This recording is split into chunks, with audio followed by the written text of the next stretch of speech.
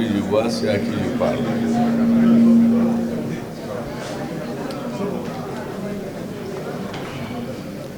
Bonjour tout le monde. Ça, c'est la langue de travail suivant notre constitution. Alors,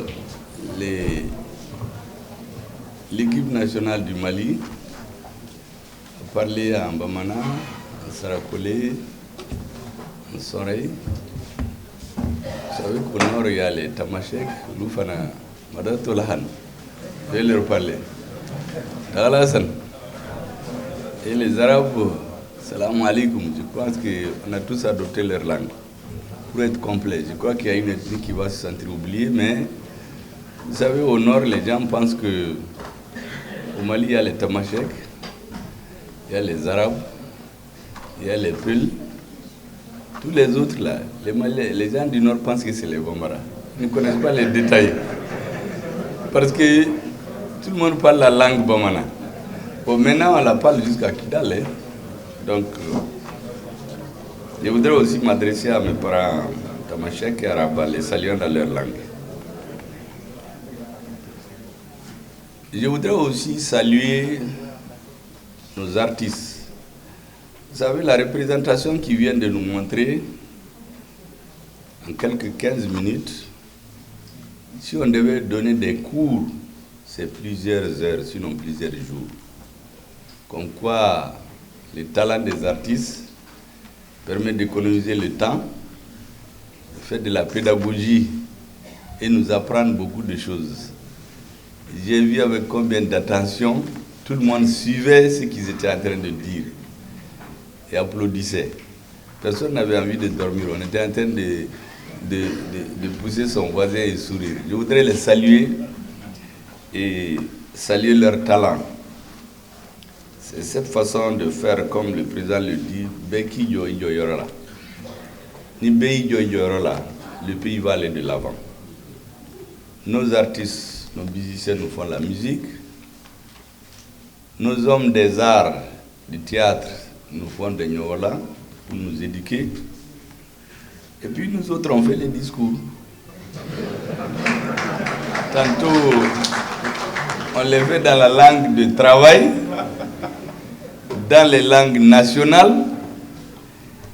Bon, comme il y a aussi les Maliens de l'extérieur, la diaspora qui nous suit, je vais essayer de dire le maximum de ce que j'ai à dire en langue de travail, pour que tout le monde comprenne.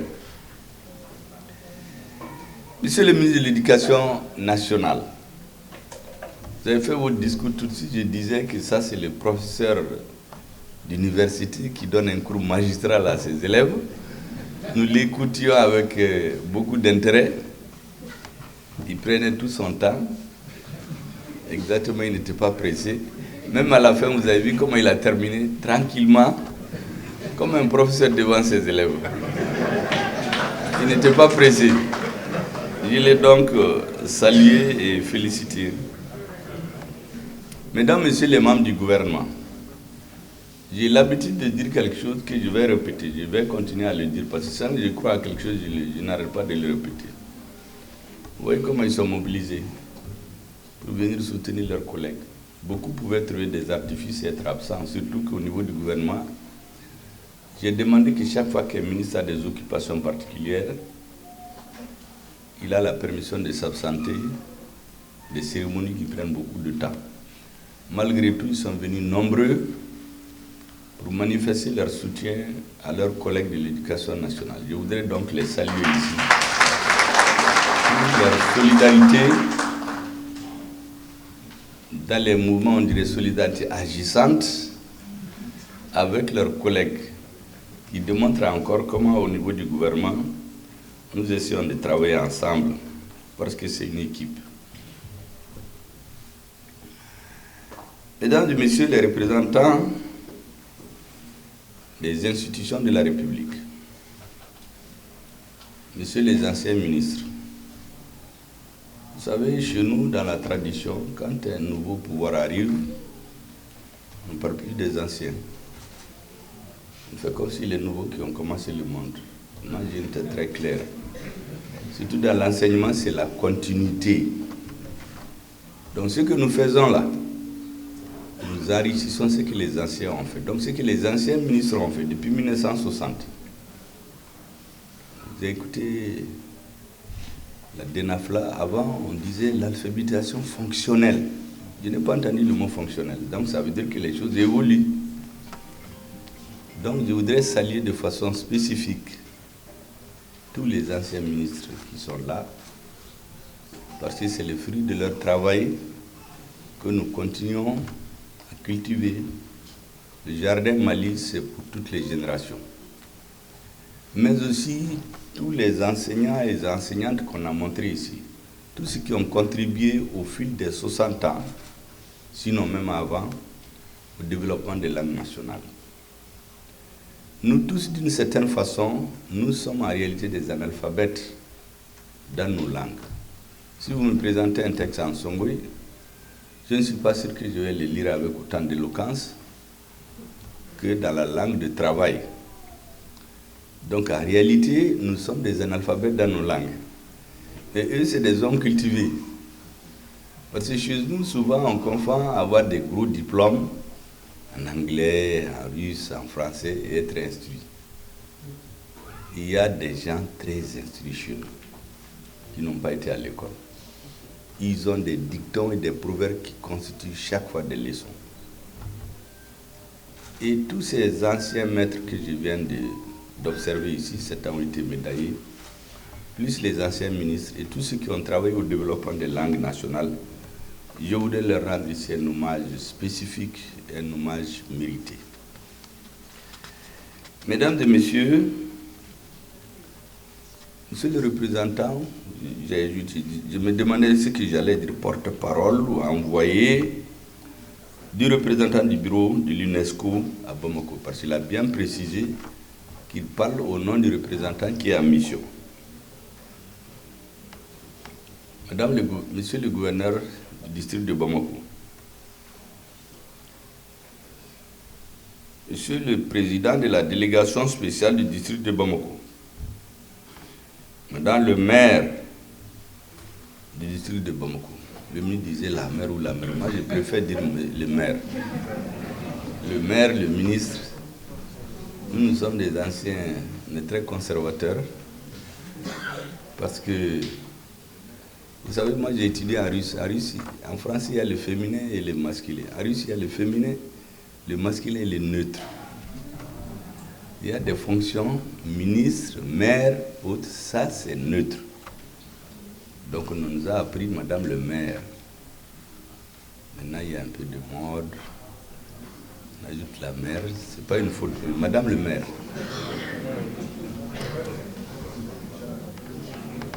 C'est le secrétaire exécutif de l'Académie africaine des langues à Kalang. Ici, je voudrais, avant de passer, saluer la mémoire d'un homme qui a marqué la question des langues nationales. Moi, j'ai des divergences politiques avec lui, on n'est pas sur la même longueur d'onde. Mais je reconnais son rôle historique dans le développement des langues nationales. Il a consacré presque une partie de sa vie au développement de ces langues. Il s'agit du professeur Amadou Samassi, la Kahinala. Je voudrais ici saluer sa mémoire. Adama Samasikou. Excusez, c'est mon ancien, j'ai beaucoup de respect pour lui. Et quand on se voit, on parle souvent politique. Et ils sont très diplomates, ils me laissent parler. Je sais qu'ils tirent ses conclusions, ils ne me les donnent pas. Mais concernant les langues, j'ai une profonde admiration pour lui. C'est le directeur des services centraux, des services rattachés, des organismes personnalisés de l'éducation nationale. Toutes ces fourmis non visibles, mais qui travaillent, qui font le succès de l'éducation. Souvent, on a l'impression qu'on ne parle pas beaucoup d'eux. Mais moi, j'ai une claire conscience que sans eux, il n'y a rien. En réalité, ils sont derrière les rideaux, mais ceux qui managent tout. Les ministres changent, les gouvernements changent, On fait les bons discours, les premiers ministres, mais ils sont là. J'aimerais donc vous saluer pour votre dévouement. Et c'est sur vous que notre pays repose. Mesdames, Messieurs les partenaires techniques et financiers, bon, c'est un terme consacré, hein? Tout ce qui nous aide. Bien sûr, dans le lot, il y a d'autres, à travers les partenaires techniques et financiers, vous savez, il y a des gens qui cherchent à faire passer leurs idées. Vous savez, la fameuse question de l'homosexualité, vous savez, par exemple, c'est une question qui est discutable suivant les pays, suivant leur histoire. Souvent, j'ai eu des débats avec les femmes, je leur dis, vous savez, les pays d'où ce sujet est venu avec force, les pays d'Europe du Nord, d'Amérique du Nord, on a maltraité les femmes. Si vous savez ce qu'on a fait aux femmes dans ces pays, vous vous demandez si c'était des humains. Donc les femmes se sont battues pour avoir certains droits. Bien entendu, dans cette vague, bon, d'autres couches ont fait passer leur progrès aussi. En Europe, il y a 100 ou 200, même 50 ans, si vous parliez d'homosexualité, mais vous étiez brûlés. Aujourd'hui, c'est la mode là-bas.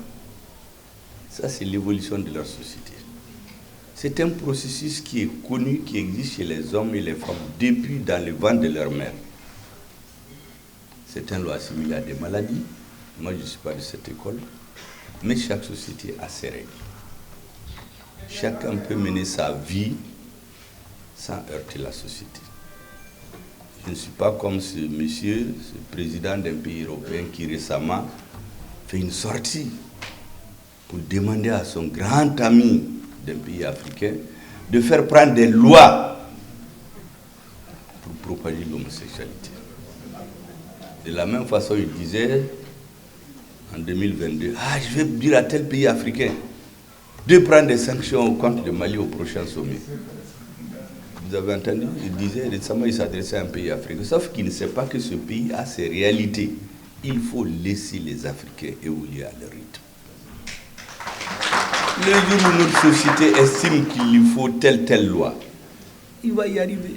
Mais qu'on ne s'assoit pas des milliers de kilomètres pour nous dicter ce qu'il faut faire ou profiter du débat sur les droits des femmes pour glisser à travers des enveloppes d'argent données à des responsables ou promis à des gouvernements des valeurs pour lesquelles notre société n'est pas encore prête.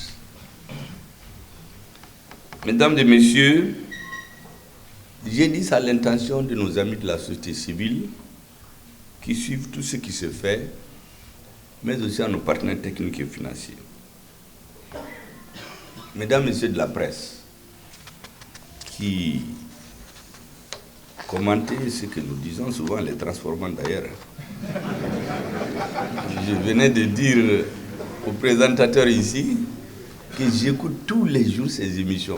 Peut-être lui ne savait pas. Tout ce qu'il dit sur le Mali, je suis sa radio. Je crois qu'il doit se dire, mais ce premier ministre, quand est-ce qu'il a le temps de me suivre? Mais moi, je suis tout. Tous les matins. RFI, c'est interdit ici, non? Moi, je l'écoute sur Internet. Tout ce qu'il dit sur le Mali, là, avait donné à qui là-haut. J'écoute la voix de l'Amérique. J'écoute BBC. Parce que ces messieurs, à travers les antennes de leur radio, qu'ils ont pu installer chez nous à travers des accords avec les gouvernements démocratiquement élus, sont allés jusque dans les villages. Et là-bas, nos grands-mères, au lieu de dire RFI a dit,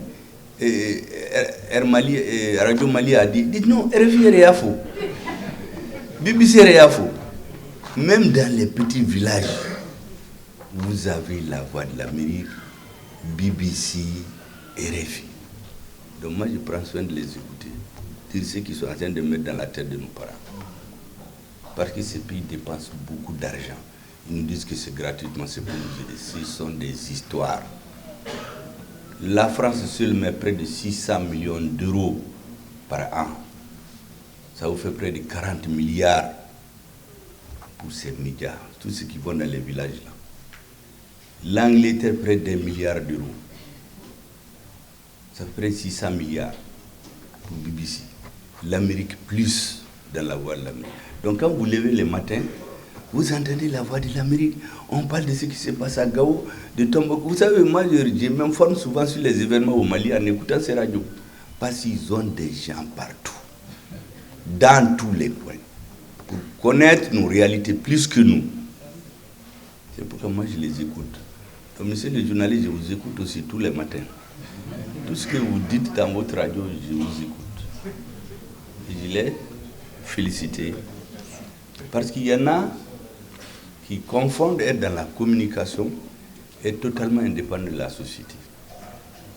Dans chaque société, chaque phénomène répond à des exigences historiques, politiques, patriotiques.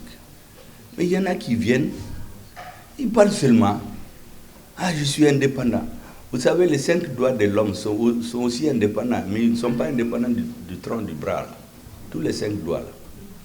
Donc l'indépendance est toujours relative.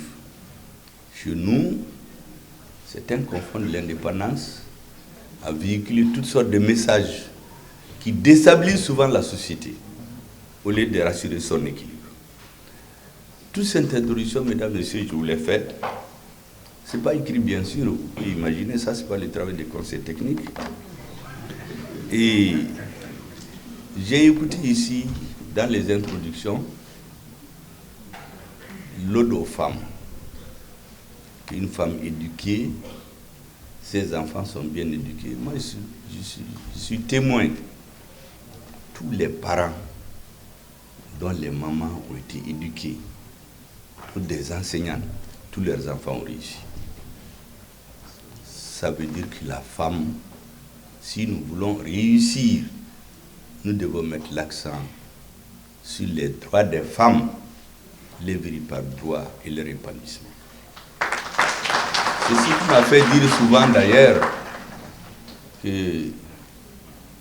les 2 groupes d'hommes auxquels on a demandé qui a peur des femmes, il y a un qui dit « moi j'ai peur ». Qui n'a pas peur? L'autre dit « moi je n'ai pas peur ». Moi je suis dans le groupe qui a peur des femmes. Parce que c'est une peur positive.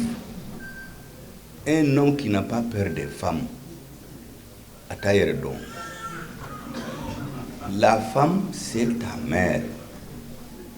La femme, c'est ta grand-mère. Ceux qui te voient nu. La femme, c'est ton épouse. Ce sont les 3 là qui vous voient nu à tout moment avant de rentrer dans votre tombe. Même si vous êtes un roi, un président, un premier ministre, ces 3 là, ils vous ont vu nu. Et quand vous êtes grand, ils vous voient nu aussi. Il me sera joint. Si tu ne les respectes pas, tu vas respecter qui? Ton succès, ça dépend de ceux qui t'apprennent à parler, à marcher, à manger. Quand tu as des difficultés, quand tout le monde abandonne, la mère n'abandonne jamais. La femme fidèle n'abandonne jamais. Vous voyez les hommes qui font la prison à cause souvent des problèmes politiques, tout le monde les abandonne sauf leurs épouses. Il faut faire 20 ans, elle est là. Donc, quand j'ai écouté l'ode aux femmes en matière d'alphabétisation, j'ai dit, on a vu juste. Nous devons travailler à élargir la base de l'éducation des femmes maliennes. Il y a des obstacles dans notre société. On dit souvent les Maliens anciens. Mais chaque société a des règles qu'il faut abandonner. Il y a des zones où c'est la femme qui se lève la première, celle qui travaille, celle qui dort la dernière. Les hommes sont en train de jouer au damier, ils mangent. Mais ça, c'est des habitudes qu'il faut laisser petit à petit. Pas brusquement. Quand les gens luttent pour ces choses-là, ça, c'est pas remettre en cause notre culture.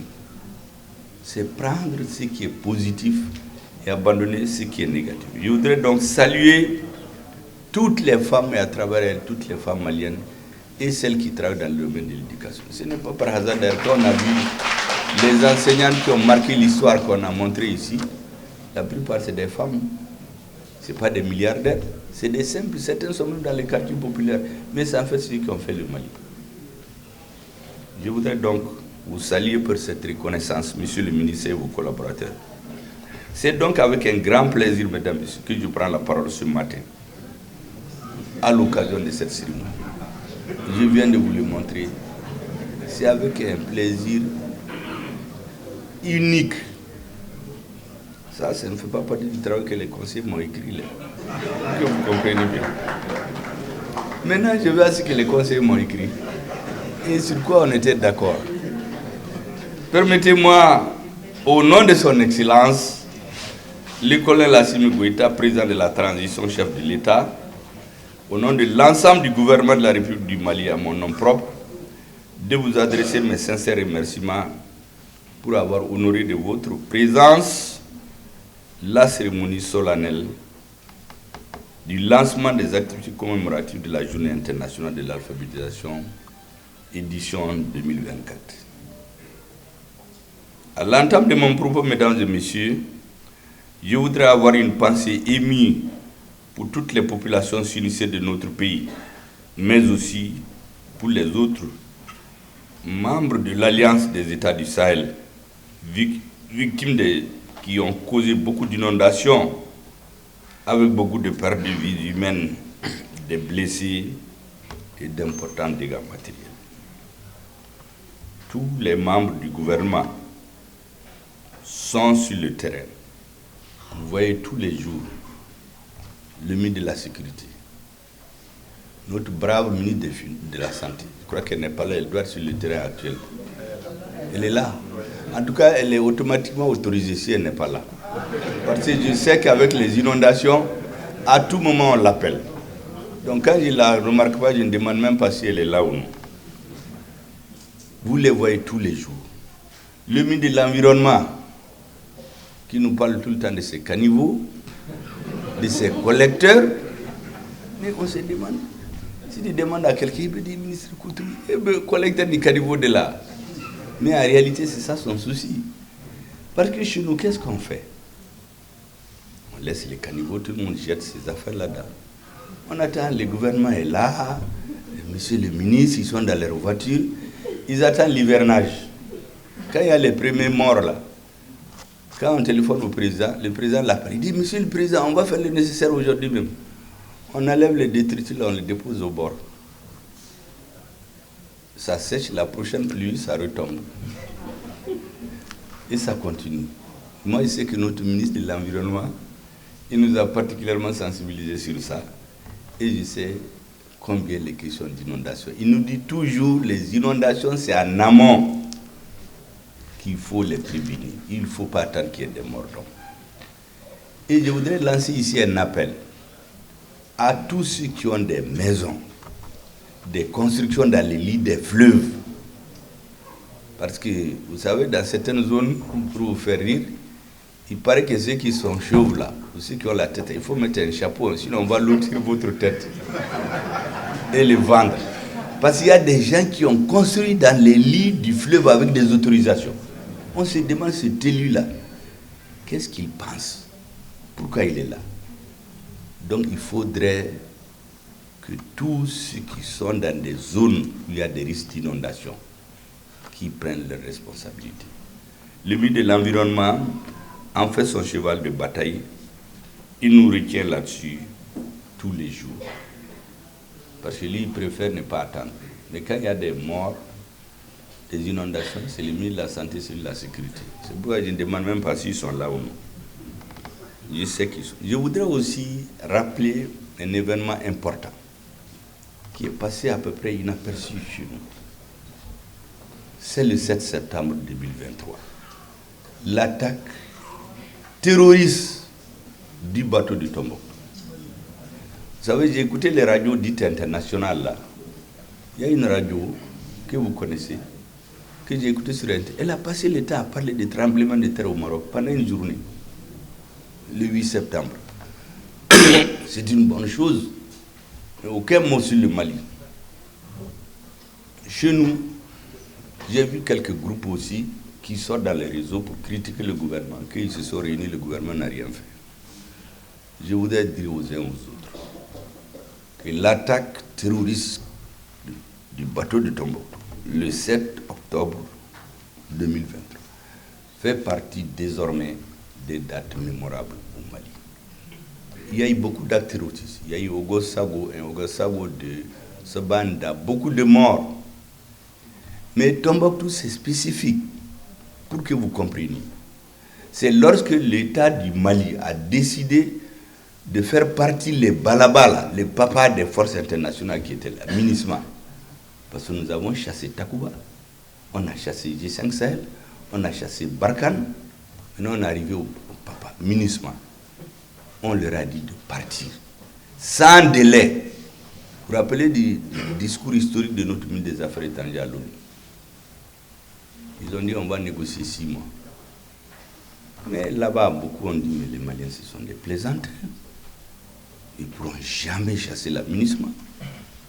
Il y a même un président africain qui a pris l'avion pour fuir de chez lui le lendemain des élections. Vous savez de qui je parle. Qui a dit, mais si la MINUSMA parle, que vont devenir les Maliens? Alors que le même monsieur, en 2019, il était en train de dire, mais le Mali, avec 55 000 forces étrangères, forces armées, les Maliens et les étrangers réunis, 55 000 forces armées. Le terrorisme est allé de l'extrême nord, a pris 80% du pays. Le terrorisme a pris le Burkina, a pris le Niger. Il dit, mais comment ça? Voilà ce même monsieur, conditionné par qui vous savez, qui vient dire, mais les Maliens, qu'est-ce qu'ils vont devenir sur la MINUSMA? Eh bien, c'est quand nous avons dit dans la MINUSMA de partir, qu'ils ont dit qu'on ne va jamais y arriver. Quand on est passé à la phase active, nous avons pris Ber. Nos braves femmes ont pris Ber. C'est ce jour qu'on a fait sauter le verrou. Ils ont commencé à nous prendre au sérieux. Et quand notre ami a mis le cap sur Kidal pour nous déstabiliser, des forces spéciales étrangères, pas des forces normales, sont allées attaquer le bateau où il y a des innocents, avec plusieurs dizaines de morts. Mais à cette période, on a entendu certains qui sont dans la presse ici, parce que moi je les connais. Ah, il faut la paix. Les gouvernements là, ils sont trop belliqueux. Mais nous, on a cherché que la paix depuis 30 ans. Mais il y a des moments, il faut s'arrêter. Il faut croiser le fer avec l'adversaire. On détermine à travers le rapport de force clair qui doit avoir le verbe haut. On a assez fait de nous coucher, on marche sur nous. Donc pour nous déstabiliser, on tire des dizaines de personnes au bateau de Tombouctou. On met l'embargo sur Tombouctou. On fait révolter les populations de Gao. On organise une insurrection dans le camp militaire de Gao. Tout cela, il faut que les Maliens comprennent. Ce n'était pas un accident de l'histoire. C'était organisé par des forces spéciales étrangères. Et qu'est-ce qu'on voit? On voit des gens qui disent qu'ils sont des Maliens, qui s'appellent CSP, qui assument l'acte terroriste contre des Maliens. Si vous vous rappelez, c'est à partir de ce moment qu'on a lancé un mandat d'arrêt contre eux. On les a traités de disqualifiés pour être des interlocuteurs désormais. On ne peut pas exécuter des dizaines de Maliens et vous l'assumez, après vous venez de négocier. C'est pourquoi je suis surpris. Certains Maliens qui viennent dans les conférences, ah, il faut négocier. Et qui a jamais refusé la négociation? Tout ça, c'est pour nous tromper. À un moment de l'histoire, il faut s'arrêter. Quand on veut dire non, on dit non.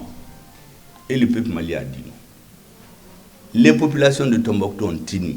Ararous ont tenu. Gao ont tenu. Il y a un imam là-bas le jour de l'accident. Il a galvanisé les populations à la mosquée pour dire aux gens qu'ils vont les trouver sur leur chemin. La CEDEAO, qui est prompte à faire les sanctions, a fait un sommet. Ils n'ont même pas parlé de ce qui s'est passé à Tombouctou, sur le bateau de Tombouctou. À l'ONU, même une simple lettre de condoléances au président de la transition du Mali. Il y a un pays qui s'est opposé. Mais il y a beaucoup qui ne comprennent pas ces aspects-là. Nous suivons tout. Et c'est pourquoi nous les avons cognés très bien. Après ça, on est monté à Nefis. Depuis 2013, 2012, le Mali n'est pas un fils. On a pris un fils. On est allé à Kidal, ou au Corps Sekake. On a rendez-vous à 8h, on vient, on nous dit qu'ils sont partis depuis 6h. Djadia, dans la nuit, ils ont transféré toutes les armes lourdes aux terroristes. Nous les avons ciblés, on les a cognés proprement. Et on leur a dit de quitter notre pays. Ce qu'on a cogné là, on fit pour aller à l'extérieur, fait des réunions avec des services secrets français. Et puis des Maliens sont rentrés dans des avions, aller à l'extérieur les rejoindre. Commencer à nous intimider. Ah, ils ne veulent pas la paix. Ah, il faut la paix. Il faut négocier. Ça, c'est du défaitisme. Des gens qui ont tué des centaines de Maliens. Ils vont dans des maisons de services secrets étrangers. Ils viennent dans un pays, deux pays qui ne se sont jamais entendus dans l'histoire. Mais sur une seule chose, rendre le Mali un pays vassal. Nous ne serons un État vassal de personne. Et tous les gens qui comptent sur ceci-là pour nous déstabiliser, ils vont échouer. Et j'ai mis en garde tous les pays, tous les individus, tous les États qui se mettent gratuitement contre notre peuple, à la Boumano, à Kelenkele. Tu seras un chef d'État là, Ibébi. Tu es un pays, ton pays sera détruit par d'autres forces que les Maliens. Il faut nous laisser en paix. Nous ne nous levons contre personne. Vous aurez remarqué, tous les pays contre lesquels on s'est levé, c'est quand ils ont voulu se mêler de nos affaires intérieures. Ils ont voulu nous vassaliser. Nous avons dit non, nous ne serons les vassals de personne. Notre pays a une longue histoire. On était tombé un moment. Notre armée est venue nous réveiller. Et nous avons eu ce que j'ai appelé les monnaies baudées. Certains pensaient que c'est la propagande politique. Si ces militaires n'étaient pas venus en 2020, on allait continuer à voyager. Il y a une oligarchie.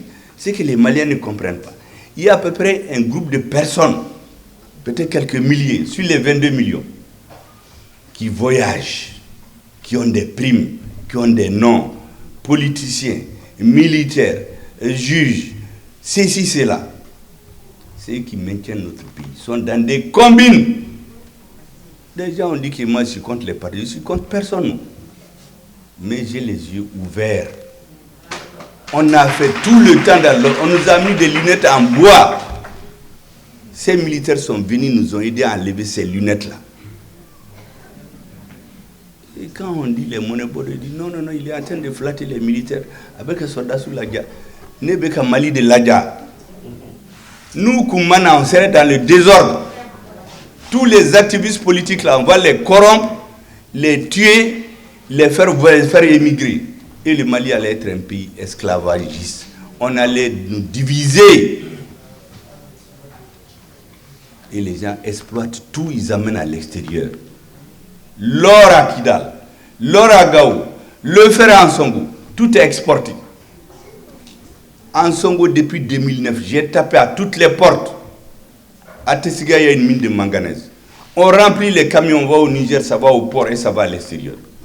C'est la semaine passée que le gouvernement a décidé de les mettre dans la propriété de Sorem. C'est terminé. À Intaka, c'était la même chose à Gao. On prenait de l'or. Des gens recevaient près de 100 millions par mois, à eux seuls. Ils font des discours dans les médias. Ils donnent quelques milliers à quelques personnes qui parlent et on nous maintient dans l'obscurité. Intaka, l'État malien a pris la versé dans les propriétés de la Sorem. Terminé. Nous allons faire la même chose à Kidal. À Tinzawatan, tous les bandits se sont regroupés là-bas, soit disant qu'ils enlèvent de l'or. Nous allons régler les comptes là-bas. En bas là-bas, à la Téméo. Dieu est avec notre peuple. Moi, je suis convaincu. C'est pour cela que quand nous avons mis le gouvernement en place, en juin 2021, parce qu'il y a la grande capacité d'oubli chez le peuple. Ma première réunion avec les politiques, quand j'ai dit que nous voulons suivre les revendications du peuple malien, le peuple s'est soulevé pour la sécurité. Le peuple s'est soulevé pour lutter contre la corruption et l'impunité. Le peuple s'est soulevé pour avoir des réformes. Le peuple s'est soulevé pour avoir un accord avec nos frères du Nord, un accord qui ne démembre pas le Mali. Le peuple s'est soulevé pour qu'il y ait une paix sociale. L'émis de l'administration a négocié pendant 2 ans. Nous avons fait un pacte social avec les syndicats. C'est un discours qui peut ennuyer certains. Ces syndicats, nous savons qu'il y en a qui ont voulu rentrer là-dedans pour les amener à se révolter contre l'État malien. Et c'est ce qui m'a amené à saluer le sens patriotique des dirigeants des syndicats maliens. Et ils ont refusé de comploter contre leur pays. Donc toutes les tentatives de soulever les travailleurs contre le Mali ont échoué.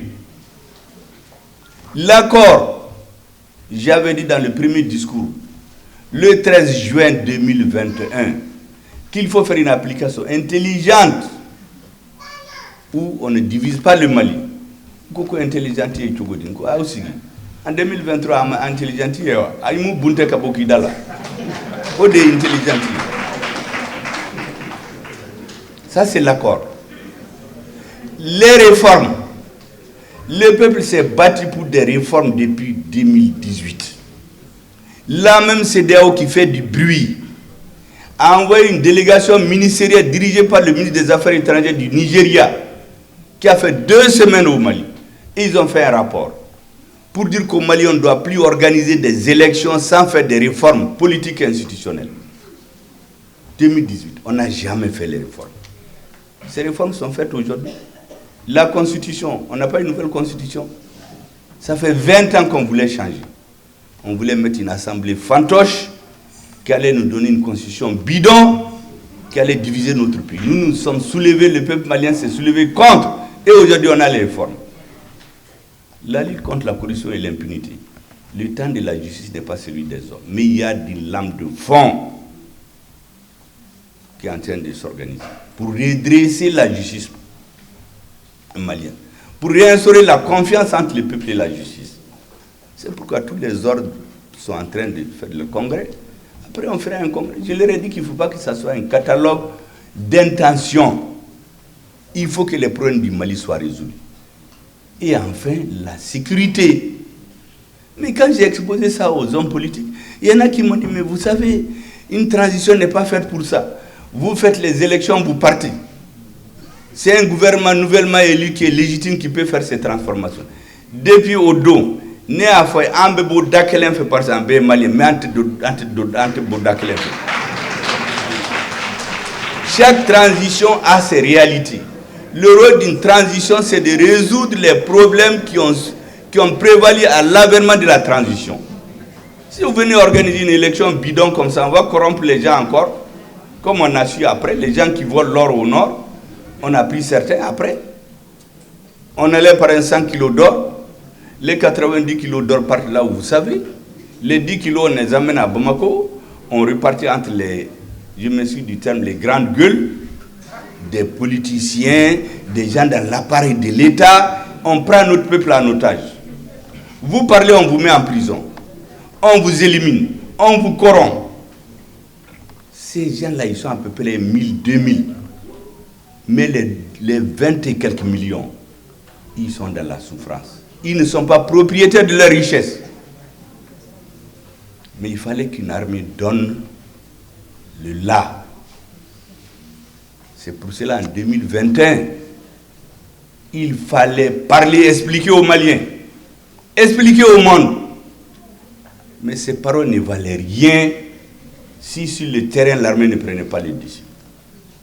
C'est sur les 2 pieds qu'on a dansé. Au début de la transition, beaucoup sont témoins. Il y a beaucoup qui crient aujourd'hui, qui étaient contre les assises nationales de la refondation. Ils l'ont écrit, ils ont cherché à convaincre les dirigeants. Nous avons dit non. Les assises nationales permettent de légitimer le pouvoir. Parce que les gens du M5 qui pensent que c'est eux qui ont tout, les militaires qui ont fait le coup d'État, et la majorité des Maliens vont se retrouver et tracer une nouvelle feuille de route pour le gouvernement. C'est ce qui a été fait. Mais avant cela, Qu'est-ce qu'on n'a pas dit? On est allé à l'extérieur. Ah, le premier, c'est Kliva. Il insulte les partis politiques. J'ai dit, ah, mais Doda Kelenfe, mais Boda Kelenfe. Mais si c'est ça l'insulte, sinon personne ne peut vous montrer une insulte. C'est le débat politique. On a dit en ce moment, il faut enlever les lunettes en bois. Là. Nous avons préparé les assises, c'est le gouvernement, les ministres qui l'ont préparé sont là. Et ils ont préparé les réformes. Le président nous a envoyé à l'ONU. Certains pensent qu'on s'est levé, on est rentré dans l'avion, mais c'est le président. L'expression qui a retenu les esprits, je veux que vous compreniez. Laisser en plein vol, c'est quoi? Vous êtes dans un avion. En l'air, on ouvre une fenêtre, on vous dit de sortir. C'est ce qu'on faisait au Mali. Les Maliens mouraient, on ne peut pas payer des armes. Nous ne pouvons pas payer des lunettes à vision nocturne. On paye des avions de transport, on refuse de nous donner, on enterre nos soldats dans les fosses communes. Quand le régime a changé, les militaires maliens ont discuté avec les Russes. Nous avons eu des hélicoptères, des avions, avec les Turcs, on a eu des drones. On a cogné ces gens-là. Et nous avons déshabillé leur chef. Le grand Manitou, d'après un vieux Djerma là, Dobé, il était couché, il y avait une anana et fini ba aka. Béaya, nu.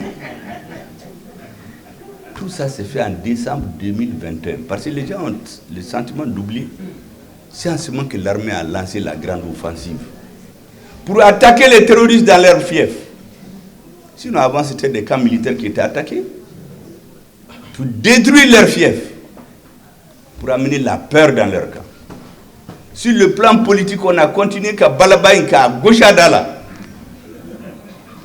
Et ils ont trouvé le relais ici pour nous déstabiliser. L'équipe est restée soudée. Il y avait la démarche politique et il y avait les militaires maliens. C'est les deux qui ont tenu. Quand l'embargo a été déclenché le 9 janvier, c'est la même équipe qui s'est retrouvée. Nous avons dit qu'on va demander au peuple malien. Qu'est-ce qu'il pense de tout ça? Le peuple est sorti le 14 janvier. Le jour de la souveraineté retrouvée. 4 millions de Maliens dans la rue. Du jamais vu. C'est ce jour que s'est joué le destin de la transition. L'armée a connu toutes ces bases-là. Ils ont commencé à se disperser. En ce moment, ils ont commencé à aller s'attaquer aux paysans, aller dans les champs, ainsi de suite. Mais aujourd'hui, je vous dis tout ça parce que j'entends des discours. Ah, la vie est difficile. Chaque chose en son temps. Avant, en comptant nos militaires, on les enterrait dans les fosses communes comme des animaux. Et l'argent qui sort du trésor, il y a des individus qui pactisent avec des pays étrangers. Ils achètent des maisons, ils mettent dans les comptes et les militaires mouraient. Ce sont ces gens-là qui sont dans les médias, qui sont partout. Ah, le premier c'est Kliva, le gouvernement de transition ne travaille pas. Nous travaillons. Quand nous allons sortir de cette étape, d'autres vont venir continuer. Donc ces discours-là, il ne faut pas qu'on nous embobine. Ah, la vie est chère, ah, il y a trop de pluie. Mais même quand quelqu'un meurt sous une pluie, on dit que c'est le président. Mais Assimi Goïta a à voir avec ça. Mais il y a des gros parleurs qui viennent parler, ah, il faut la paix, et ils amènent le nom de Dieu. Il y a des gens qui ne sont rien, ils disent qu'ils sont des hommes de Dieu. Fougoto, ils ne sont rien, ils mentent. Dieu sait ce qu'il veut. C'est pourquoi notre armée gagne. La deuxième étape, ils se sont dit il faut les mettre en conflit. 2022, 2021, ils ont prémis Skiliva. 2022, Oumakou. 2023, ils ont repris du service. Si vous écoutez les radios aujourd'hui, les réseaux, les débats, tout le discours, c'est opposer les politiques et les militaires. Mais ce que les jeunes ne comprennent, un État c'est un tout. Nous avons été parler à l'ONU. C'est là-bas qu'on a déclenché la vague politique qui a emporté les traîtres et leurs chefs. On ne s'est pas allé là-bas comme ça. C'est Assimi Goïta qui nous a envoyés. Le ministre de la Défense, il a réorganisé l'armée. Ayou Bunte Kabou Malila. Assimi Goïta est le chef suprême des armées. Donc c'est sous son autorité qu'on agit. Donc quand quelqu'un vient aujourd'hui faire des discours, ah les prémices ils parlent trop, ils parlent de... Je vais parler parce que je veux que les gens comprennent.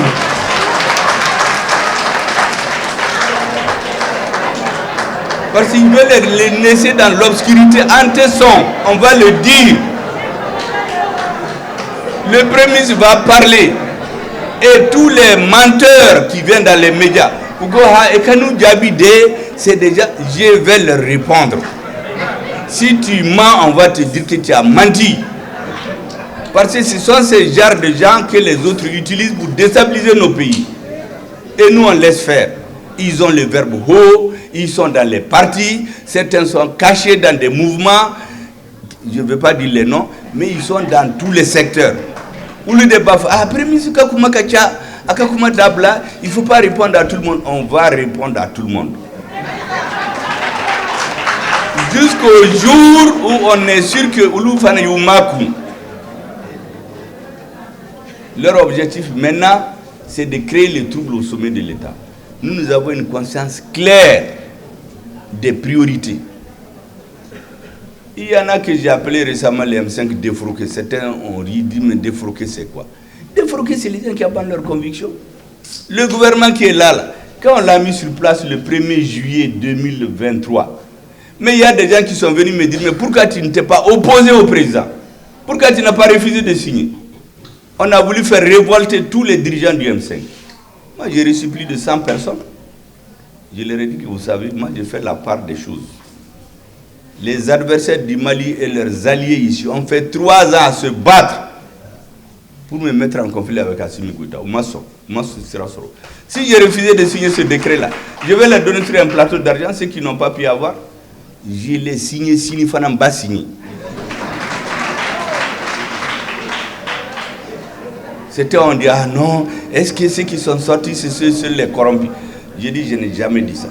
Tous les ministres qui sont sortis, je leur ai dit, chacun, ni ba fait kafo président Kouket se ka barake ni ne barandez-vous tibeta président fait, ou ba fo sutura là. Sutura de Kagny. Ce jour-là, j'ai dit aux gens, en Bessalon qu'on n'est plus de 100. Si on enlève les habits là, bébé bolika bobo. Sutura de Kagny. Donc, sutra là, j'ai dit à chaque ministre, ni ba fait ka don pour qu'à président yibo, ne be rendez-vous tibita président fait, ba fo nyongo, ne ta fait ka don. Les gens étaient près de 100 ici. Donc, non, et ils veulent te tromper. J'ai dit, ça, c'est l'agenda humain. Il y a l'agenda de Dieu. C'est toujours différent de l'agenda humain. Dans un pays voisin ici, qu'est-ce que le président a fait? 1000 militants d'un parti. Tous les dirigeants en prison. Leurs avocats en prison. On les a sortis à 9 jours d'une élection, d'une campagne de 21 jours. Moi, Fanganta, le lendemain, il a fui. Ça, c'est l'agenda de Dieu. Donc j'ai dit aux intéressés là, si vous croyez qu'il y a des combines, moi je ne suis pas dans des combines. Je sais que tout ce que nous avons fait, c'est parce qu'il y a un nouveau leader. C'est le même pays, c'est les mêmes terroristes. Pourquoi on a gagné sur le front militaire? Parce qu'il y a un nouveau chef suprême des armées, parce qu'il y a un nouveau ministre de la Défense, parce qu'il y a un nouveau chef d'état-major. On a insufflé une nouvelle énergie. Au Monebo Deum. Oui, Monebona. Qu'est-ce qu'il y a de mauvais dans ça? Ah, il faut faire attention. Et bien, qu'un militaire ou encensé, ou bien ça, c'est ton affaire. Je leur ai dit devant tout le monde. Nebe Maliko de là. J'ai demandé aux gens entre le 5 juin et le 20 juillet, qui a demandé à être ministre? Personne. On a dit sécurité, réforme, justice, accord pour la paix. Est-ce que sur ce plan, quelqu'un peut attaquer le gouvernement d'Assimi Goïta? Il n'y en a pas. Mais on peut rendre des services sans être ministre. Moi, j'ai rendu plus de services quand j'étais sorti des gouvernements. Et j'ai donné l'exemple, plus que quand j'étais ministre. Donc, ramener toute la vie des mouvements au poste de ministre au marché.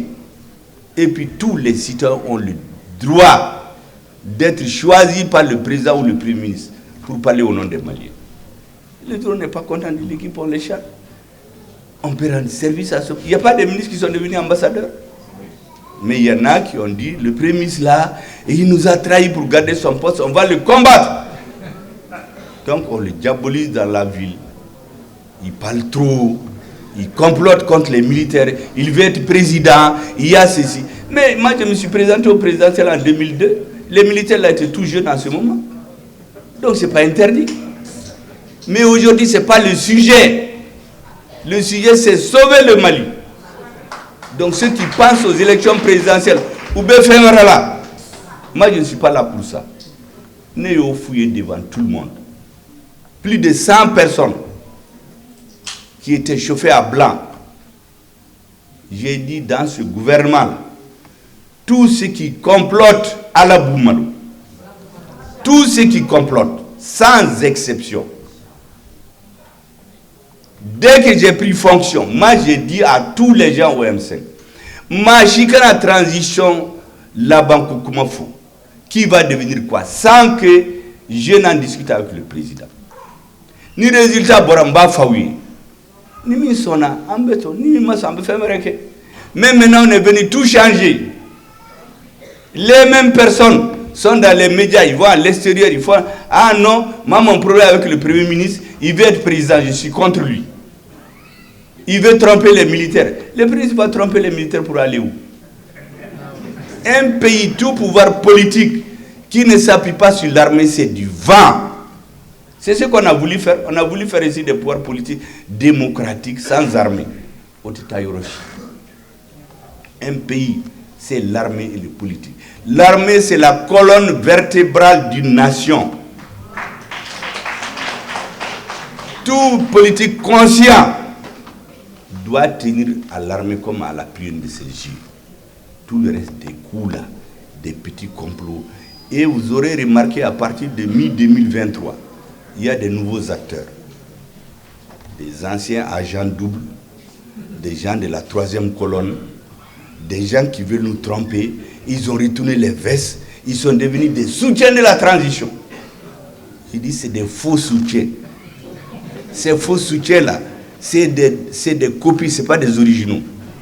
On va verser de l'acide sur eux, ils seront déteints. Moi, je vous dis tout ça parce que on est dans un processus d'éducation. C'est pour que vous compreniez, parce que sur l'éducation, il n'y a pas grand-chose à dire. Il y a des gens qui connaissent. Mais sur la grande politique de notre État, même des membres du gouvernement ne comprennent pas certaines choses. Mais il faut que vous compreniez. Ce n'est pas pour rien que moi je me suis mis en tenue AES pour venir devant vous aujourd'hui. Vous n'avez pas vu que je suis en tenue AES?